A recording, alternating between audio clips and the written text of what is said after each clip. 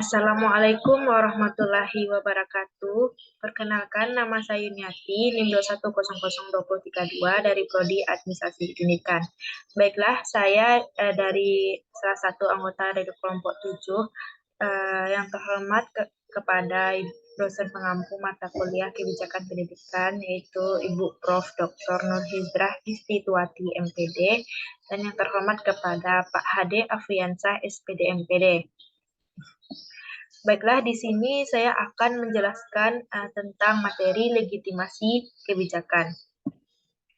Poin yang pertama yaitu pengertian legitimasi kebijakan. Legitimasi ialah hubungan antara pemimpin dan yang dipimpin. Legitimasi secara umum ialah penerimaan dan pengakuan masyarakat terhadap hak moral pemimpin untuk memerintah, membuat, dan melaksanakan keputusan politik.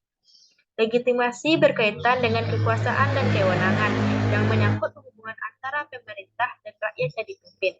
Legitimasi ialah penerimaan dan pengakuan masyarakat terhadap hak moral antara pemimpin dan pimpinan dalam memerintah, membuat serta melaksanakan keputusan politik dengan kekuasaan dan kewenangan yang ada. Tujuan legitimasi ialah untuk memberikan otorisasi pada proses dasar pemerintahan.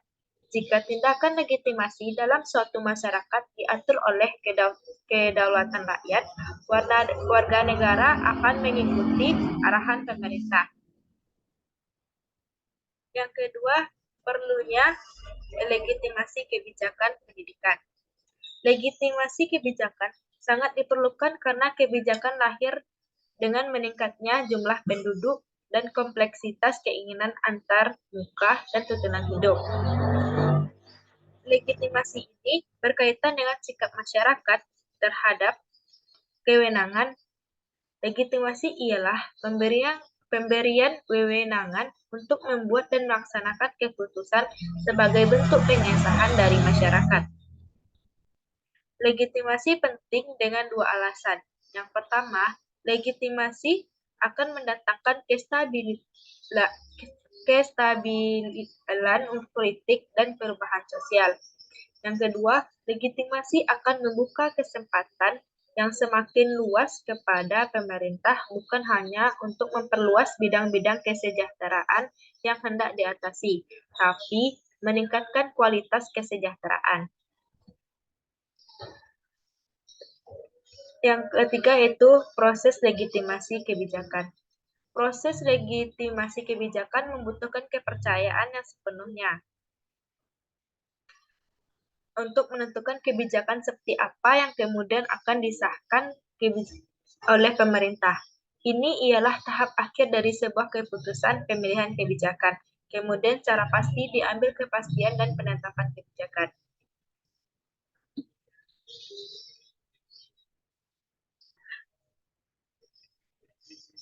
Cara legitimasi ada 3. Yang pertama, simbolis. Dalam menggunakan metode ini, memerlukan kemampuan mengidentifikasi kecenderungan moral, emosional, tradisi, dan kepercayaan serta nilai budaya yang dominan dalam masyarakat. Yang kedua, yaitu material. Dalam menggunakan metode ini, membutuhkan anggaran yang cukup besar. Cara yang ditempuh dengan menjanjikan material kepada masyarakat. Yang ketiga, prosedural. Dalam menggunakan metode ini, dengan cara menyelenggarakan pemilihan umum untuk memilih presiden dan wakilnya. Untuk mengesahkan suatu kebijakan agar pemerintah dianggap cukup untuk menunjukkan pemerintah yang terpilih memiliki legitimasi. Problem legitimasi kebijakan. Problem legitimasi kebijakan ialah terhadap tingkat stabilitas negara, rendahnya otoritas negara yang bersumber pada masalah legitimasi penguasa yang akan menyebabkan kegagalan program-program pemerintahan. Problem yang lain yang berhubungan dengan legitimasi ialah masalah legitimasi sebagai penyebab kegagalan suatu pemerintah karena tidak adanya konsensus yang kuat mengenai perilaku politik yang tepat. Tidak adanya tindakan politik yang tepat untuk membangun pemerintahan yang bersih. Problem legitimasi akhirnya adalah yang sangat berhubungan erat dengan kemampuan dan kelangsungan suatu kepemimpinan politik. Jika ada suatu kepemimpinan politik yang legitimasinya lemah tapi bisa bertahan lama, pasti ada faktor pendukungnya yaitu mendapat dukungan dari militer. Karena militer dalam banyak kasus merupakan alat negara yang paling mudah dipakai untuk merepresi warga negara. Baik, itulah penjelasan dari saya. Kalau ada salah dan jangkalnya, saya mohon maaf dengan mengucapkan wabillahi taufiq wal hidayah. Wassalamualaikum warahmatullahi wabarakatuh.